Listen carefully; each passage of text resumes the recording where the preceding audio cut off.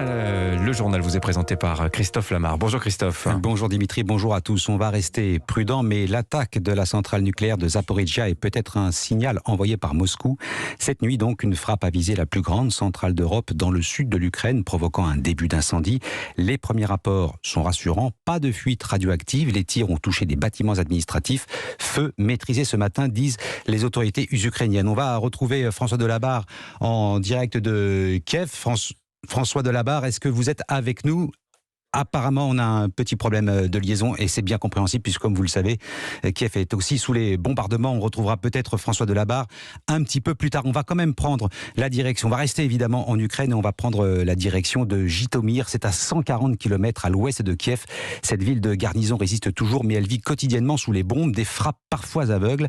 Un quartier résidentiel et une maternité ont été touchés, mais notre envoyé spécial l'a constaté sur place. Loin de démoraliser la population, ces bombardements renforcent l'esprit de résistance. Reportage Nicolas Tonev. Dans la neige et la boue, Dima progresse sur les décombres. Regardez, la bombe est tombée là. Un trou de 7 mètres de diamètre. C'est l'épicentre de l'explosion et l'explosion a tout détruit. Ici, il y avait une maison, un homme y est mort. Le souvenir remonte, la colère de Dima explose. Les Russes sont venus d'eux-mêmes. Ce sont des occupants. Nous ne donnerons pas notre terre. Je ne veux pas vivre dans leur merdier. À 150 mètres de là, frappé par le souffle de l'explosion, la maternité régionale. Quasiment toutes les chambres sont touchées. Les fenêtres et les portes sont brisées. Yelena Astrichka, la médecin-chef, a réorganisé l'essentiel en 24 heures, en souterrain. Dans l'abri anti-aérien, on a improvisé une salle d'accouchement et des postes de réanimation pour les enfants les plus petits. La nuit de la bombe, alors que l'on attendait une naissance, on espérait une seule chose, que cela soit une fille. Car selon le dicton, une fille, c'est la paix. Quand elle est arrivée, il y a eu des incantations. Gloire à l'Ukraine et mort à l'ennemi. Émue, Yelena confie alors sa colère froide, déterminée qu'elle transmet déjà. Certains disent que 10 ou 15 ans passeront et que l'on oubliera tout cela. Je veux dire que si je vis encore 10 ans, eh bien, je n'oublierai pas. Et mon fils non plus n'oubliera pas. Yelena a tout de même un espoir, faire naître autant de petits Ukrainiens que possible quand la maternité retrouvera ses murs. À Jytomyr, Nicolas Tonev. Allez, retour à Kiev. Nous avons retrouvé la liaison avec l'envoyé spécial de Paris Match, François Delabarre. Bonjour François. Bonjour. Vous avez des informations concernant l'attaque cette nuit de la centrale de Zaporijia. On se pose des questions. Est-ce une bavure? Était-ce volontaire? Il semble, selon vos informations, François, que les Russes s'en prennent en fait à toutes les infrastructures de l'Ukraine. Oui, c'est la stratégie russe de s'emparer des infrastructures.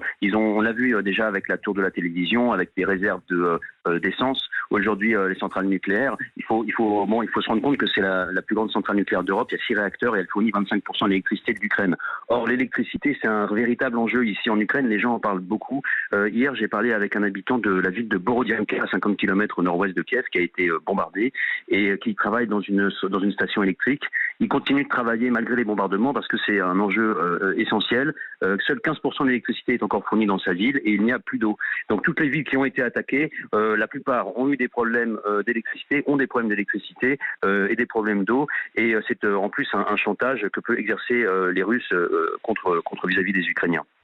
Merci beaucoup mon cher François. Alors il semble, Volodymyr Zelensky, le président ukrainien, a pris la parole cette nuit accusant la Russie de manier la terreur nucléaire. À ce stade, l'attaque n'a fait aucune victime et les niveaux de radioactivité restent inchangés autour de la centrale de Zaporijia, nous dit l'Agence internationale de l'énergie atomique. Les Occidentaux qui comptent plus que jamais sur les sanctions économiques pour tenter de freiner la machine de guerre russe. La France décide de monter une task force pour sanctionner les oligarques. Oui, plus de 510 personnalités russes, principalement des hommes d'affaires, sont dans le viseur de Bruxelles. En France, une cellule vient effectivement d'être mise en place pour identifier leurs avoirs.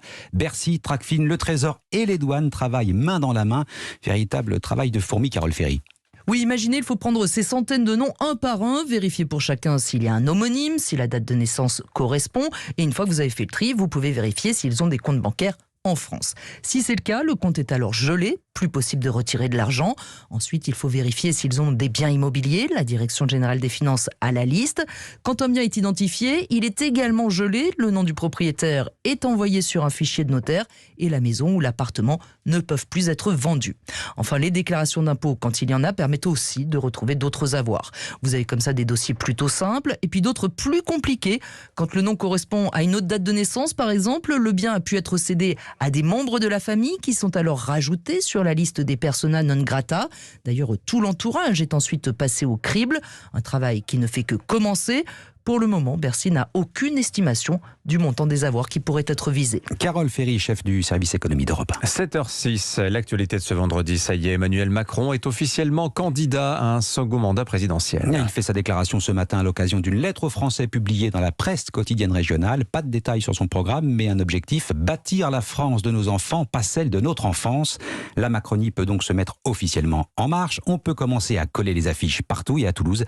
Les jeunes avec Macron n'attendaient que ça. Reportage Benjamin Péter.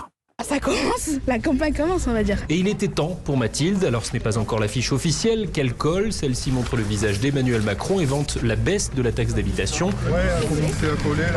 Mais pour Clément, cette déclaration, c'est déjà un soulagement. On est soulagé, on s'y attendait, mais au moins on sait que maintenant c'est cadré. Il a fait du mieux qu'il pouvait pour se présenter malgré le contexte. Ça a été difficile pour lui de jauger entre le fait d'être président qui gère la crise et aussi se représenter en tant que candidat. Donc ça n'a pas été simple. Et le fait qu'il fasse une lettre aux Français et qui plus est dans la presse régionale, c'est le meilleur moyen qu'il ait pu faire pour se présenter en gardant la stature présidentielle. Pierrick a participé à la campagne de 2017. Il sait qu'il reste moins de 40 jours pour faire campagne, mais compte bien défendre le bilan du chef de l'État. C'est une campagne vraiment inédite. Son bilan est très bon, quoi qu'on en dise. Et la situation actuelle nous montre que c'est l'homme de la situation, surtout, qui est un très bon chef de guerre. Et la situation sur le Covid a été plutôt bien gérée, donc il va falloir continuer à convaincre. Et pour ces jeunes avec Macron, les jeux sont loin d'être faits. Ils attendent maintenant les premiers tracts qui devraient arriver la semaine prochaine pour aller à la rencontre des électeurs. À Toulouse, Benjamin Péter, Europe 1. Enfin, c'est l'événement musical de ce vendredi.